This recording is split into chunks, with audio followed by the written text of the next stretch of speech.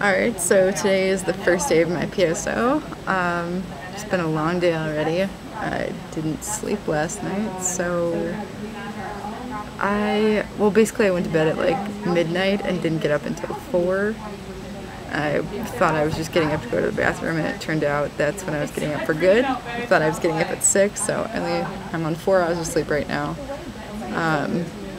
Took the bus, the Van Gelder bus, from McHenry out to O'Hare, which was really, really nice. And there was like hardly anyone on it, and that wasn't too costly for me, so that was a good thing.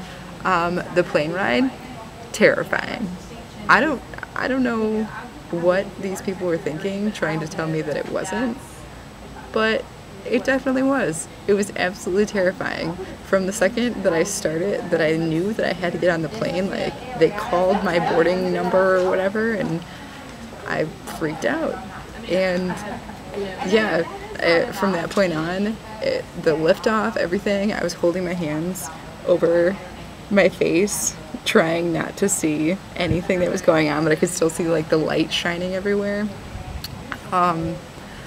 I was reading a book like directly in front of my face, trying not to look at anything, but I could still feel it. And this tiny, tiny little old woman next to me, she had to have been close to 100, but she looked at me and like knew that I was nervous, and she leaned over and like she's like, "It's okay, we have someone else with us." And she like shows me her palm, and she's got a rosary, a pink little plastic crystal bead rosary, and I think she was praying the entire time we were flying.